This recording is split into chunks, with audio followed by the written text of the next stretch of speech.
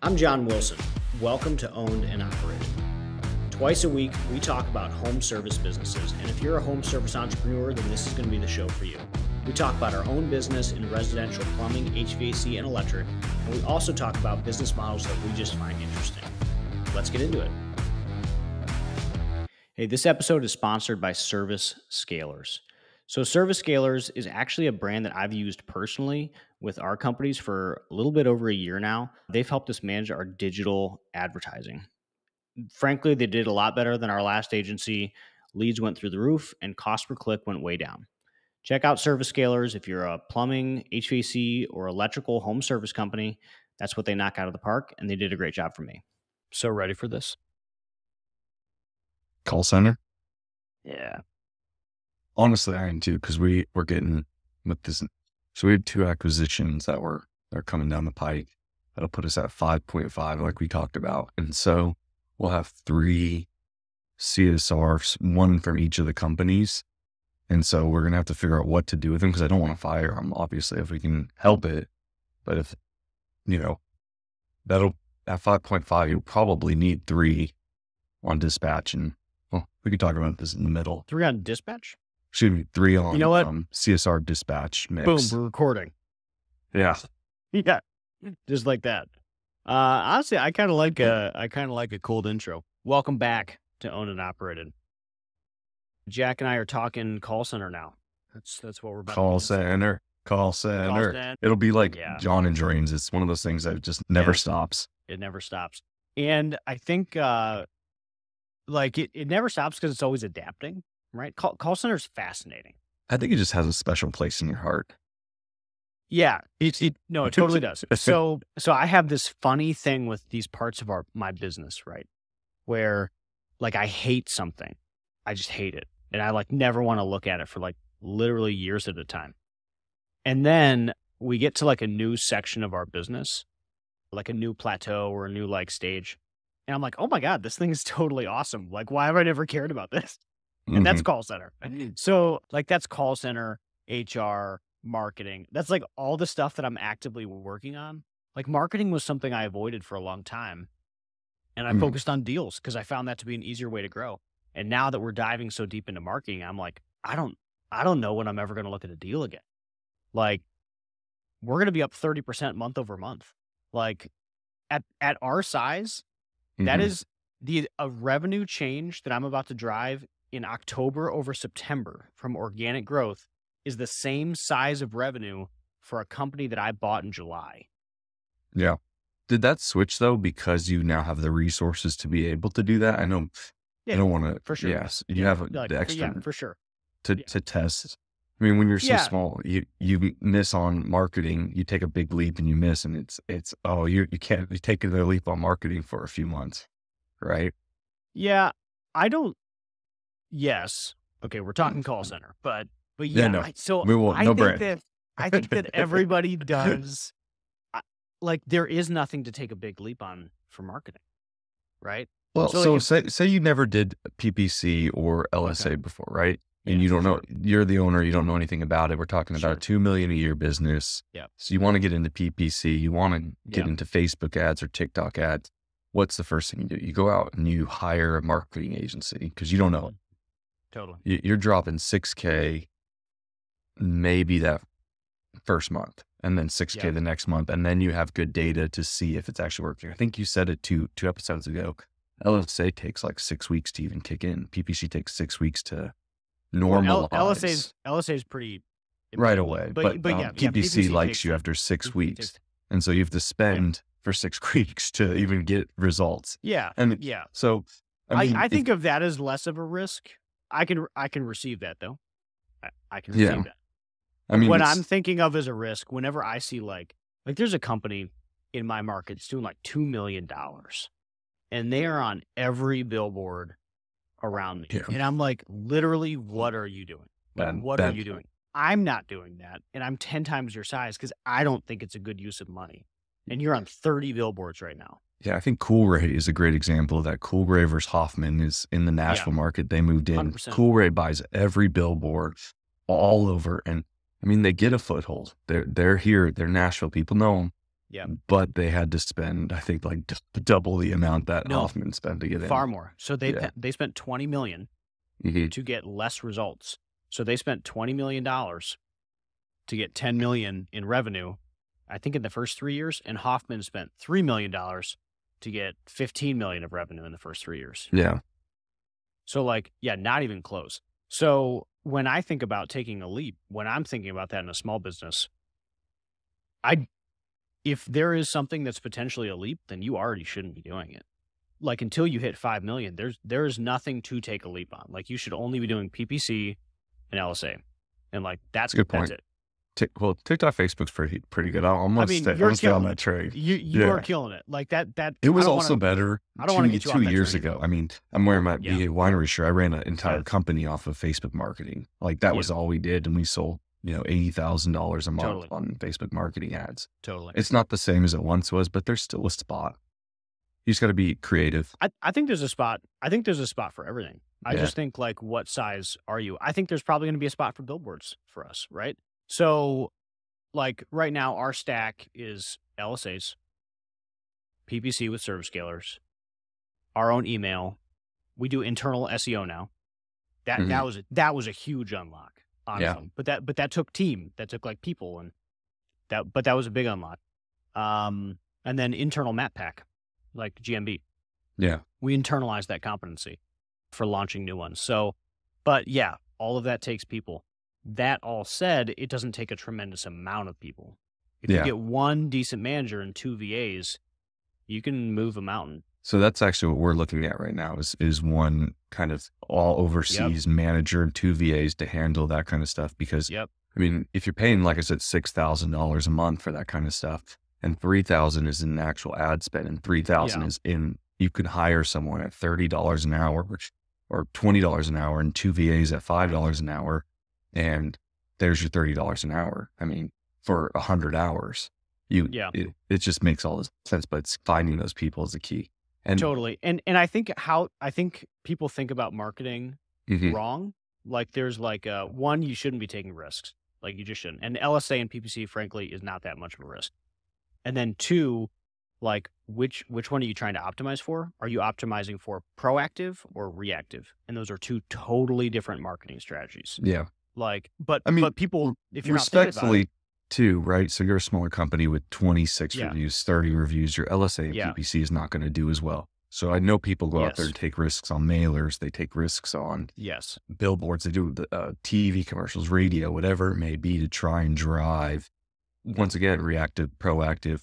But I think you're right. I think the first step is to, especially if you're growing organically and you started up the company low debt, try drive reviews to get PPC, get LSA, and then just kind of churn that over and over, increase spend, and then hopefully that will drive more reviews, and then you have the extra spend elsewhere.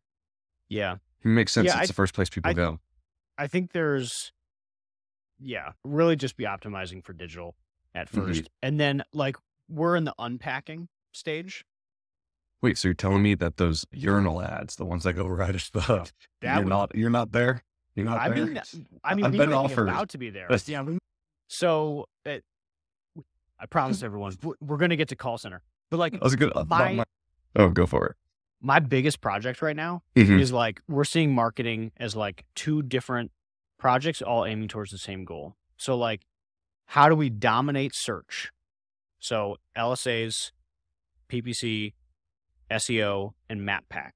If there is a search, I want to be on top of all of them. But what happens when there's no search? Which is what happens in my market February through May. There's no search. I could put $1 million freaking dollars into LSA and I will never spend it. So you only spend like 50% of your budget. So a lot of what we're optimizing around right now is when there is a search, we want every bit of it, and we're going to take it. When there is no search, how do we build a maintenance, like a self-propelling, proactive marketing program to drive leads? And I think that's where branding comes in. I think that's a place for billboards. I think that's a place for television. I think all of that stuff has a place. But like, if you're spending $8,000 a month or $5,000 a month on TV and you're under like $20 million, that doesn't feel like a great fit. Yeah, branding is not a great fit when you're small. When you're really small, you shouldn't be focused on branding just because, one, there's not really a brand. You're not in enough households to create a brand. I mean, you should start, don't get me wrong, the same t-shirts, look, all the nice things. But at the end of the day, in terms of marketing dollars, every dollar spent in should be generating revenue back to you, at least at some point. Yeah. That's my belief. And yeah, I agree. And like what branding is meant to do is like branding is a cost per lead play. Like that's all we have to think about this is like, hey, if every lead costs you dollars, there's no free leads. A referral costs you dollars, right? Somebody looking at your Google costs you dollars. It's just like, what did it cost? And a cost per lead from having a great big old chunky brand might be like $4 or $5. Yeah. Whereas a cost per lead from like highly competitive LSA might be $80. But there's a place for both because your schedule can only fill up with the proactive branding from like driving effective, recurring communication with your customers and the outside people that aren't your customers yet. And you can only fill your board up with that so much before you need to go outside and buy more expensive leads. But if your aggregated cost per lead is under $30, then you're in a great spot. And if your aggregated cost per lead is above $30, then maybe you should be thinking about branding. And if you're above $10 million in revenue, it's probably time. Yep. And all of this is driving call center people towards your call center. I just had to say the line. That's the only line I wanted to say. Transition. Perfect. If nothing else. Great. And so, we kind of went over it last episode. We kind of went over it the episode before, but I think we should dig in. So what is your call center? What is your call center? Like, how is it? What's the org chart look like? What's the split? Because I think I'm really interested in how you differentiate the different roles and how many are you allocating to that? You said 20 people, right? How big is it right now? 22 people. Yeah. So call center is an animal. So call center, I want to walk through like the stages of call center because I think that me explaining my current call center would not be very valuable to I think it'd be somewhat valuable, but let's step it back then and go, what was your call center 5 years ago? Yeah. And what do you think you would have done differently? Yeah. So call center at every company roughly starts the same, which is it's one lady named Martha. It's just how it works. She's probably part-time.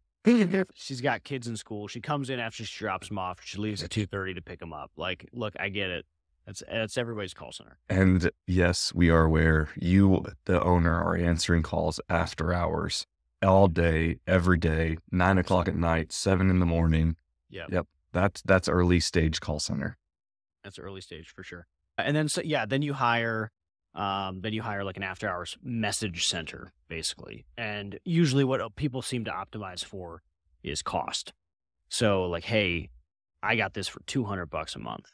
So I feel good about that, right? I think I pay like $8,000 a month for and that's not like a brag. It's more like, the needs change a lot. The difference between 200 and 8,000 a month is quite a bit. But so everybody starts with this one person, usually part-time. They sort of graduate up. Eventually you get 2 people and you cross that. I want to say it may be different sizes, but somewhere between 3 and 5 million. You start realizing that call center, like call taking and dispatching are different disciplines. Hey, this is a totally different thing. Like putting calls on the schedule and optimizing those schedule are 2 very different tasks that require 2 totally different people, right? So the ideal dispatcher is like a data analyst. How do I look at this schedule and extract the most amount of value out of this day? How do I put the right person on the right job to drive the most revenue and hit all of these opportunities? The call taker is just like friendly. Really nice. Yes. Really nice. In the South, 2 very nice. No, continue. And it's true. So you get to a point where you start hiring more call takers, and people have different metrics for this. Honestly, we are still struggling with ours, and that's the way we allocate roles inside call center. We're tightening this up right now because it's gotten so big that it's like, oh my God, this is actually a full-time person to respond to email. Mm-hmm. That's like an active thing that we're doing right now is we have to hire a full-time person to respond to email. Whereas previously that's been divvied up. So you get a couple more call takers. Roughly a call taker can take 50 to 70 calls a day. That's how we think about it.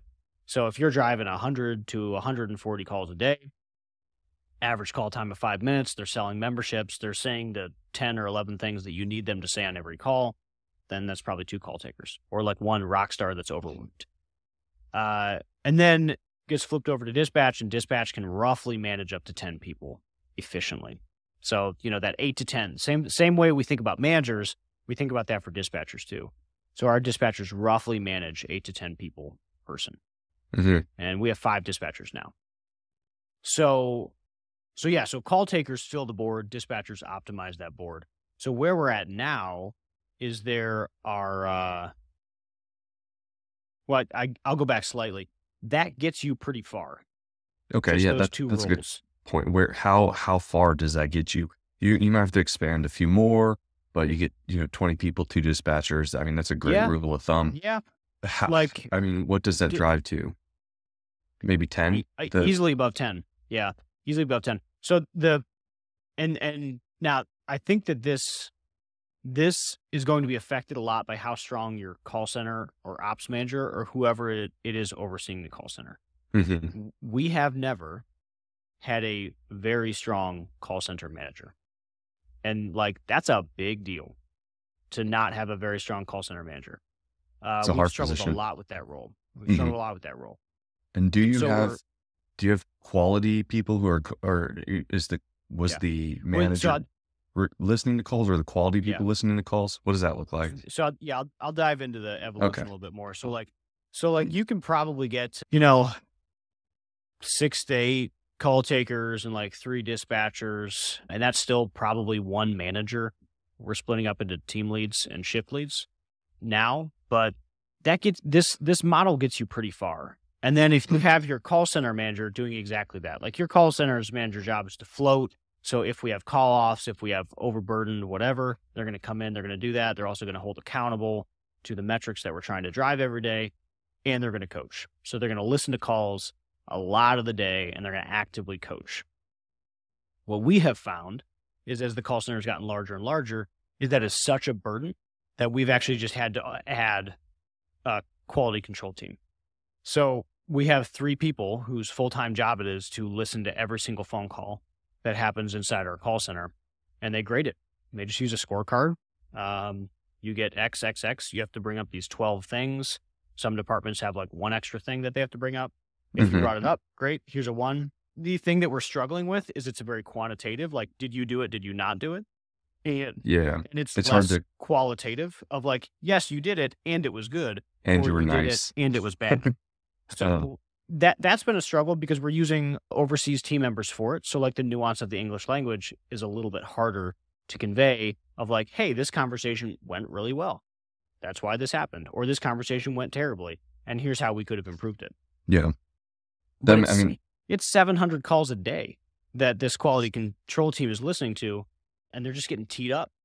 Hey, here's the 10 bad ones that need to be coached on. So what we're getting ready to do now is add a full-time coach. And all of this is separate from the manager. So there's going to be a manager that actually manages them. There's the quality control team that queues up stuff for the manager and the coach. And then there's going to be a full-time coach whose full-time job it is to just sit with people for an hour at a time and coach through their calls.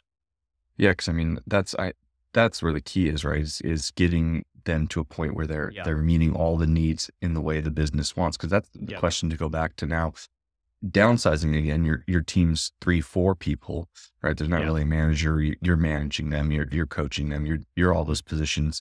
At that point, do you recommend that? Right, we talked about on the last episode, or even this episode, branding and going back and doing inside sales to your kind of phone list that you have. Yeah. Are these people doing that, or is that a completely separate team for you?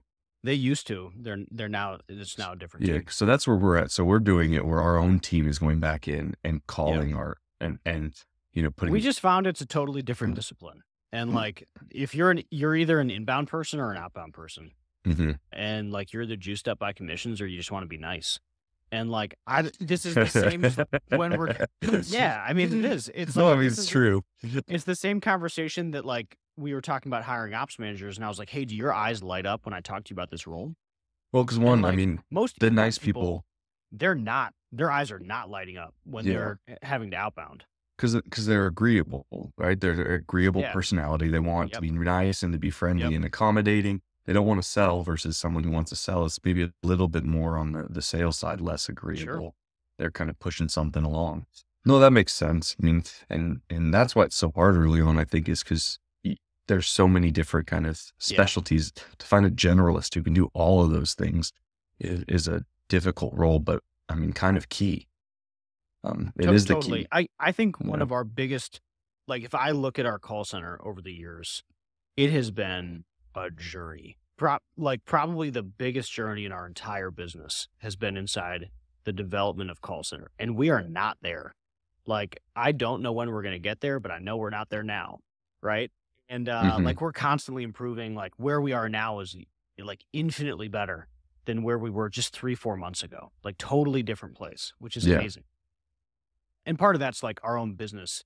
Hey, we're in one building now instead of dispersed and whatever. But it's had a lot of movement. And one of the hardest things about call center is just the turnover.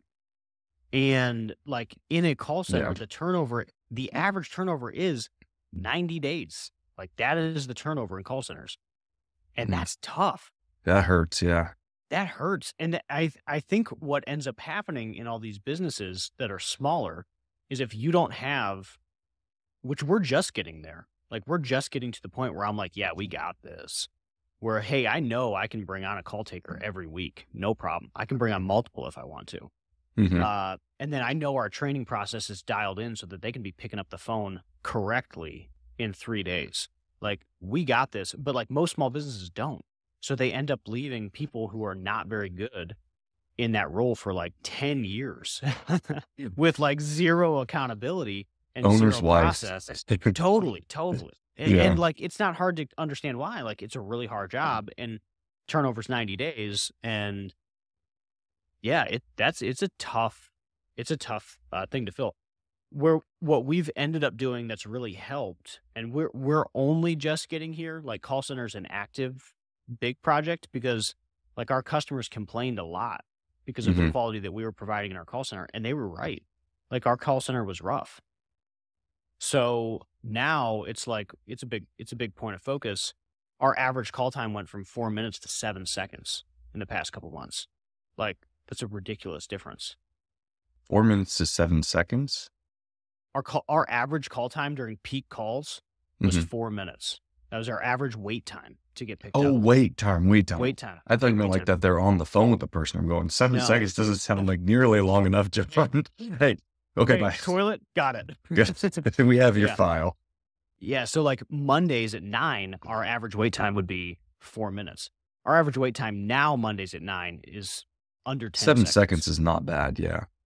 7 seconds is ridiculous. By the way, I called Gettle, Hoffman. Mhm. I called every big company in the US, and they're all 45 seconds to a minute. So I'm like, I'm 8 times faster than you guys. Yeah. No, that's awesome. And so what do you view as the next big driver for your call center? So you bring in some people, you're getting the manager. Is there any big initiatives you're working on that you think are going to really change the game? Yeah. Any secret sauce you can share with us? So we added, one, leaning in to the fact that turnover is 90 days. You Mhm. cannot change that. And I cannot change that. And I'm saying this message to myself because I have consistently tried to change that. Is it But, like like- the pay? What I mean, what is causing that high turnover rate? That is like nationwide average. Okay. Yeah, I'm Yeah, trying to think like on exit interviews, you could probably lean in and try to figure out Yeah. why specifically is that, Sure. a I mean, driver. it's not an amazing compensated position, Mhm. even with the incentives. On top of that, it's measured. Like tightly. And if we don't hit it, then like we're going to have issues. So you're held accountable. So like, yeah, there's a lot of different things going on here. So, you might have some people that last for years and you might have some people that last for a week. Yeah. And that just is how it is. So, and when you're hiring at scale and when your call center goes about 20, it's not like, I don't know. It's a good question, but no, I get it. I'm just pushing on it, just trying to figure out specifics on Yeah. what kind of is the driver behind it. But I mean, it makes sense. Like you said, So we've some had issues problems with, with absences. We've had problems with like attendance is not an issue in our field. Mhm. But attendance in call center is wild. It is a wild journey. And when I talk to other people with reasonably sized call centers, they're like, "Oh yeah, yep, that's for sure Same a thing. thing, for sure a Yeah. thing." So most companies that I know that have decent sized call centers, like they have to offer attendance bonuses, and that's the only way you can actually get bonuses is just showing up. So I know this is going to be a question I get at some point or somewhere down the pike is why not outsource the entire call center? Not like outsource in the sense of outsource to like a company, but outsource in Yeah, the Philippines, hiring, yeah, Latin America, something like that. yeah. So Is it the nuance? Is it? we have outsourced. Mhm. So we have tried every version of I just So, crossed my 7th year of owning this business. So we've tried every version of call center. So we had a full outsource, we had a partial outsource. Outsourced is complicated, and it's a lot more complicated than people make it seem. It's not as easy as like delegate and elevate. So what the issues that we had with outsourcing are like offshore team members. um, And honestly, even out of office team members, because like so right now, our call center, most of them are in house. We do have out of office team members. So we have people that are remote in the US and we have people that are remote in other parts of the world. And the problems that we have are the same. Like, I don't care if you're in Manila or if you're in Texas.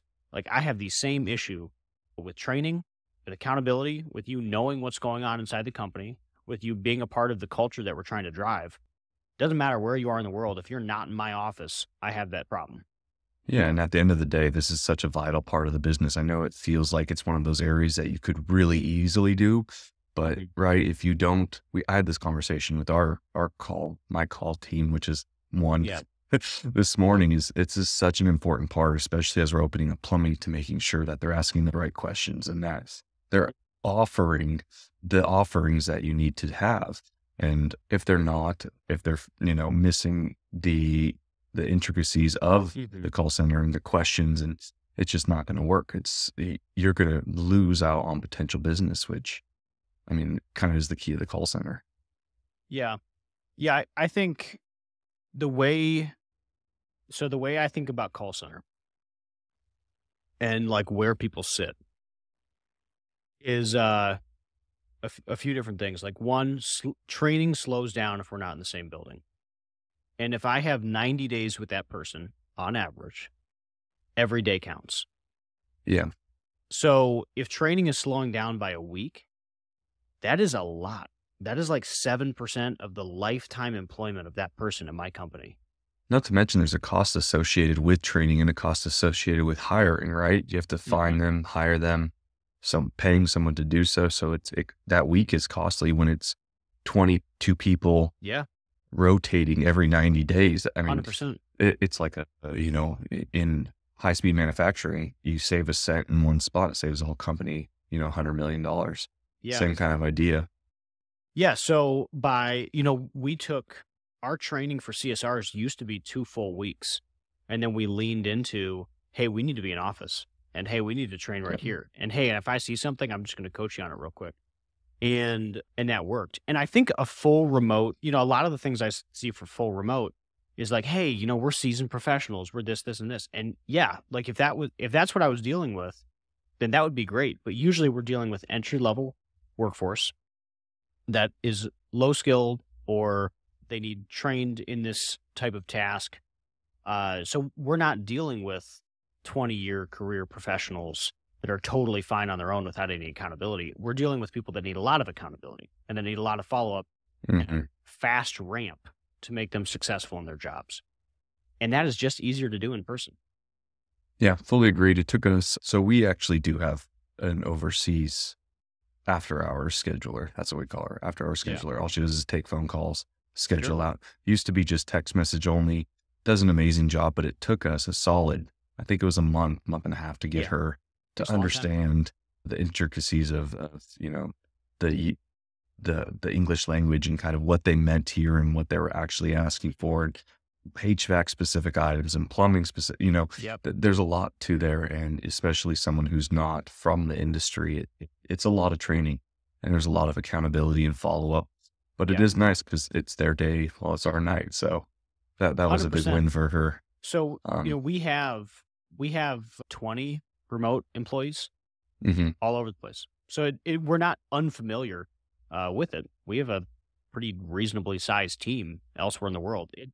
It is large enough that we are now considering a physical location inside Manila because we believe that that's just going to be the easiest thing for us is to hire and recruit and give them an actual office. So like this is a I'm real part of smiling our ear to ear business. for anyone who can't see. That'd be so cool. And then Yeah. John gets to travel down there once a year, twice a year to go visit them. Like That'd be so we cool. we take our remote team members very seriously. They're a part of our team. Our remote team members tend to turn over a lot less, which is Mhm. great. But I'm still pushing for an office for all the reasons I listed. But like there are some roles that just do a great job. So like CX1, which we have CX1, CX2, CX3 inside our call center. So you end up dividing call takers as you get larger. And like remote out of office team members do a great job at CX1. That's amazing. Or anything like quality control for our phone calls, they do a great job. A bunch of marketing tasks, they do a great job. But no, so we take it very seriously and we're actively building on that. We're probably going to have 50 by the end of next year in Manila. And yeah, we're planning on doing a physical location. That seems like the easiest and best way to do it. Oh, that'll be a great podcast to hear how that goes down because Yeah. I'm sure Yeah, there's John a ton. launches a Manila. Oh, okay. So question for you. So we're moving into, right? We are in that stage you were about 4 or 5 years ago where we're buying 2 companies pretty much at the same time. We're going to go from last year we did 850. This year we're going to do 1.7. So maybe a little bit more. So 100% growth. So we've been able to handle that, but now we're going to buy 2 companies that should put us somewhere in the range of 5 to 5.5. Yeah. And because there's 2 additional companies, there's 2 additional Marthas that we're taking on. So we have our Martha, and we have 2 more Marthas. What does that look like for you at that point? What would you recommend? Moving one into dispatch, moving 1 or 2 into call taking potentially? Yeah, I mean, I and think then maybe one with admin work on the side. What would you do in that situation? Because the I big mean, thing that we're ideally, missing is like, are they serving the same locations? Are they changing yes, brands we are all merging into one brand. Yes. into one location? One location, well, for a short term, one of them will be about an hour out, 50 miles out. But the Yeah, other so one, I think the that bigger one of the 2 that we are merging with into their facility actually, because they're a little bigger than us. yeah. Okay, so the way 5.5 million. How many team members? Give me some numbies. How many people in service? It'll be about 30, 35 team members, not in service total. Yeah, so is that like 10, 12 in service? Yeah, about 10 in service. So that's 1 dispatcher. Mhm. And then the rest would be call takers. And then I think is everyone on Service Titan? No, so we're one of them is we're going to do a conversion on the other one. Yeah. It's going to be fun. Yeah. I say this acknowledging the fact that your future employees will likely hear this podcast. So Probably. hello, Jack's future employees. I hope they do. What I have tended to struggle with is the transition. And I think that there's and I think this is probably a me problem. Mhm. I have a very it's my way or the highway mentality. And I find that most people, technicians are very used to driving to work. So I have technicians that drive an hour to our office all day long.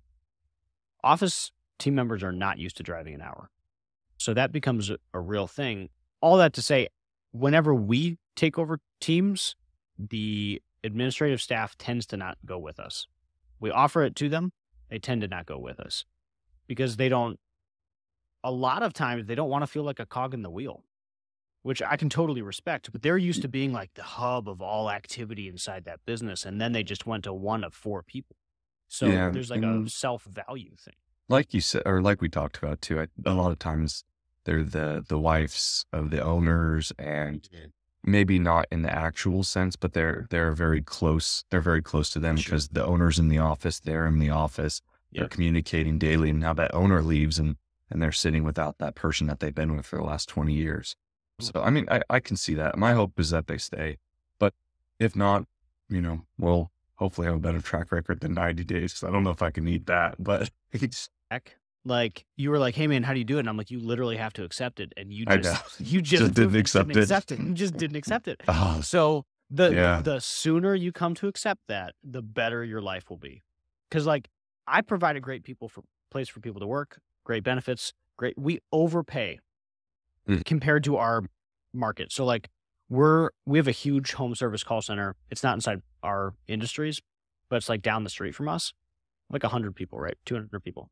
And we get their people all day long because they just churn and burn in like 60 to 90 days, and they pay $5 less an hour than we do for that role. And like, even then, average turnover is still 90 days. Yeah. I don't know. Accept it. Accept it. Don't fight it. But that's average. We also have people who've been here for years. 10 years. Yeah. Yeah, for sure. So, I mean, it'll be interesting. I'm going to be happy to speak about it because we're probably 50, 60 days out from close on those. Yeah. And so it's going to be wild because I've never done 2 at once. So I'll do 2 at once and one's 50 miles away. So definitely nervous, but yeah. We already started hiring for the roles, and we're getting a recruiter on board. Someone recommended that to me. So yeah, if it wasn't me, it was you. Okay. I was like, yeah, you should for sure do that. So, yeah. But, I like my quick take on what I would do is I don't think I would do anything. I would let people come in, unless you're moving them day one. But even if you're moving them day one, like right now in our call center, we're merging 2 of our businesses actively. And despite having 20 whatever people and all this depth and all this whatever, I still have one of our businesses fully go to this phone that only these 2 people answer. Because I think that that's the best brand experience for those customers for the moment. Yeah. It's going to eventually change. The other nice part I would not hurry to change it, is my No, I'm not. And realistically, we're going to close in January, right? So we're going into it in kind of the slower months for HVAC. They're all HVAC-driven businesses. So we have a few months to get it all together. And if we do lose 1 or 2 headcount, we can supplement pretty easily and pretty quickly. So anyway, that's an awesome deep dive into call center. Call center is a journey, and like I'm looking forward. We're in the stage in our business where we're tackling all the giant problems that I've struggled to tackle for 5 years. We're tackling warehouse. We're tackling marketing and like taming that beast. We're getting call center under control, we think. So I'm really excited. But call center is a journey, and it's like it's an ever changing journey, and it moves, I find, way faster than any section of your business as far as how complicated it gets. Like your field is pretty static. You bring on this many people, you do this thing, you do this other thing. In call center, like you can go from 3 to 8 people overnight, literally. Yeah. And then like all the needs change, the software stack changes, your turnover's 90 days, you're constantly training, quality control's crazy. Because in the field, your guys are seeing 4 calls a day. Your call takers are seeing 800. Yes. Like it's a wild amount of movement, a wild amount of activity. People are unpredictable too, and not your call center, but the people calling in are. Totally. I mean, we get much less call volume, and there are some wild calls that we get that are a lot of fun. 100%. So yeah, call center is a real beast, and I don't know that it ever gets tamed or easier. Well, I'm curious to hear what people think about this episode and what they have done or they haven't done or how their experiences, because I think this is one of those episodes that can go in so many different directions with people. It's not locked down like you're saying, 4 calls, your tech goes out, they have to hit this metric. It's kind of one of those ebbing and flowing processes that is specific to people's businesses. So we're interested. DM me, the HVAC Jack and at Wilson Companies if you're not already following. Cool. Thanks for tuning in for another episode of Owned and Operated. So twice a week, we're dropping eps on home service companies that we either run or that we're interested in. So next time we actually have to talk about some that we're interested in. I think you said you had a pool one. I have a pool company. Yeah. Dude, heck yeah. We'll talk about it next week. Yeah, we will. We're going to start. If I start, I won't stop. So we'll talk about it next week. Thanks y'all for listening. Appreciate it. Hit the subscribe. Thanks for tuning in to Owned and Operated, the podcast for home service entrepreneurs. If you enjoyed today's episode, please hit the like button and subscribe to the podcast. If you have any questions or topics you'd like us to cover, feel free to reach out. You can find me on Twitter at Wilson Companies. I'll see you next time.